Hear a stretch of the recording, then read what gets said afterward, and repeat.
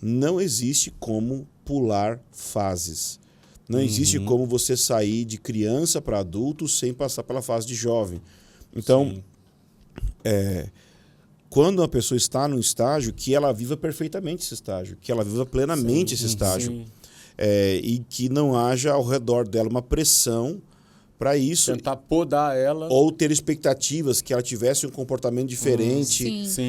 Então, por exemplo, às vezes algumas pessoas convertem e a gente já quer discernir o que é a palavra de Deus para ela, o que é a direção de Deus para ela. O ministério dela, né? E não só isso, mas vamos dar um exemplo simples.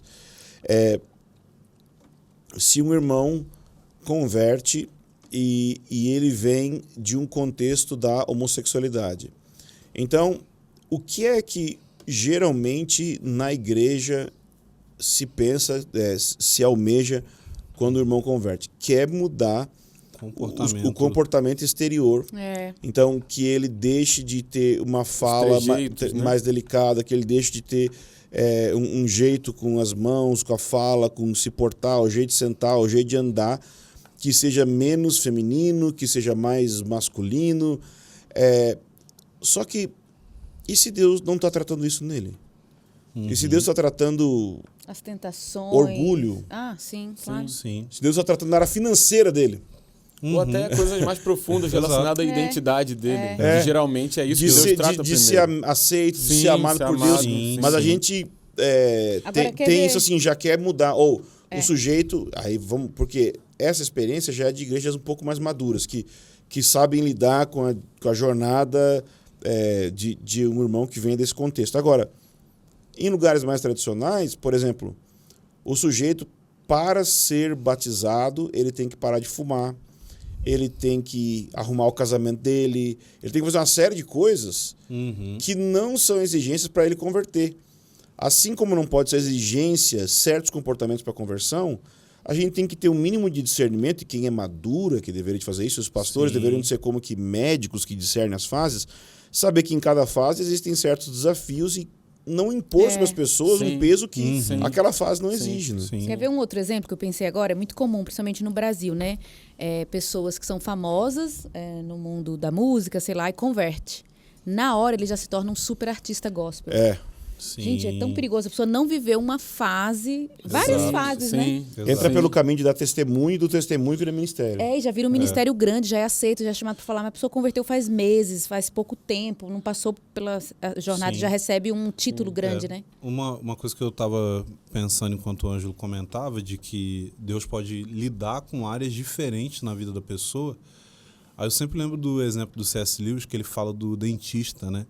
Ele fala que ele não gostava de ir no dentista quando era criança, não porque o dentista ia mexer no dente que estava incomodando, mas porque o dentista ia olhar todos os outros.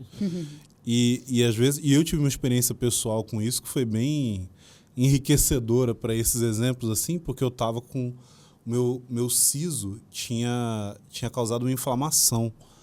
E aí eu fui na dentista, aí ela foi lá, mexeu e tal, tentou colocar anestesia, não pegava anestesia de jeito nenhum.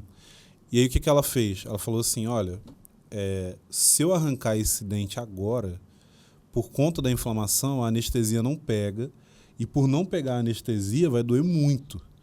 Então o que eu vou fazer? Eu vou tirar o seu siso de cima, que não estava dando nada, não estava dando nenhum problema. O único problema era que toda vez que eu mastigava, o siso de cima machucava a gengiva embaixo.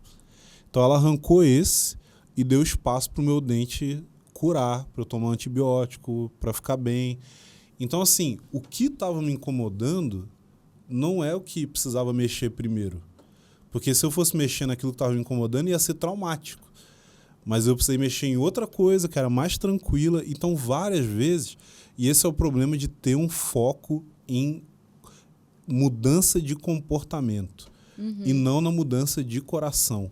Sabe? Quando a pessoa acaba de converter, o que ela precisa? Ela precisa conhecer a Deus. É o que a gente falou aqui, é essa fase de conhecer quem Deus é. E às vezes, se a pessoa já de cara se depara com uma exigência, não, ó, para de fazer isso, começa a fazer isso daqui, age assim, o que ela vai compreender a partir da experiência. Não. Isso daqui é o relacionamento com Deus. Isso. E ela não vai entrar numa jornada de crescimento. Sim, o relacionamento com Deus é ficar o tempo todo preocupado com, assim, ajustes no meu comportamento para que eu possa ser aceito. Sim. E isso não é realidade, né?